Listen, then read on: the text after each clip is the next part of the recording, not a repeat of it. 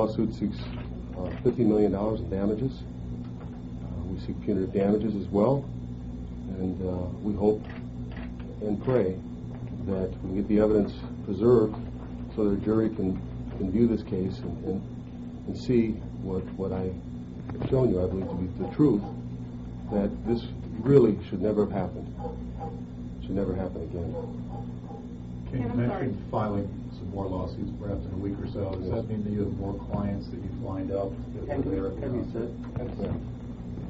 Contacted by other clients, and we expect to be filing more cases.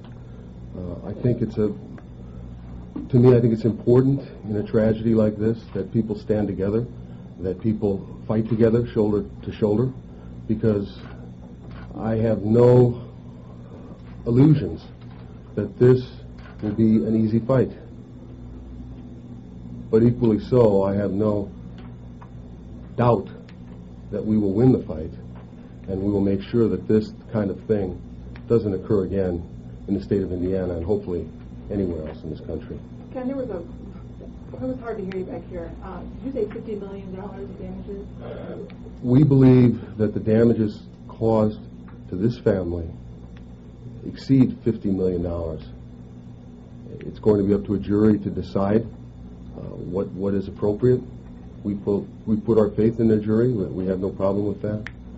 But we do think that a very significant jury verdict is necessary in a case like this, because otherwise this will happen again and again.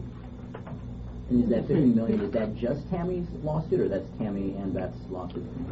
Well, as you can see, these cases are intimately intertwined, and we've got to also consider the fact that Tammy was survived by her daughter, a young girl, 17 years old, who is in the most vulnerable time of her life, the time she needs her mother's love and her mother's guidance, her mother's comfort and care, and that she's been deprived of. She needlessly been deprived of.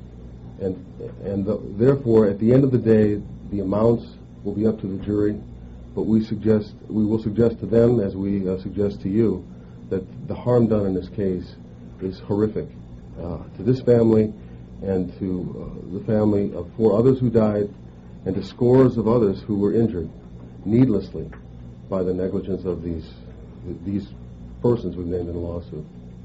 Logistically, do you feel like you have a strong case? Well, I can say that in the state of Indiana, in the state courts of Indiana and the state courts of Illinois, since I've had this law firm, I've never lost a jury verdict. And I believe that's because the cases that we take are meritorious, and the cases that we take, we all believe in. We believe we're doing the right thing. And in this case, without doubt, we're doing the right thing by holding these people accountable. And particularly holding them accountable for the type of harm they've inflicted on this family and on others, needlessly. Okay? What's next from here? Can you tell us kind of what's next? What's the next step in this process? We have a hearing set with Judge Alavizos Tuesday morning. He will make a decision as to whether or not our injunction should be granted. We have full confidence in the judge. He's excellent judge, and we expect he'll make a fair and correct decision. And we expect that the evidence will be preserved so that the jury can be supplied with the truth. And that's really what we need to do, is supply them with the truth, the unadulterated truth. And right now, the evidence can be adulterated, it can be destroyed, it can be tampered with, it can be altered, it can be lost. All of those things we hope to prevent with a temporary restraining order and injunction.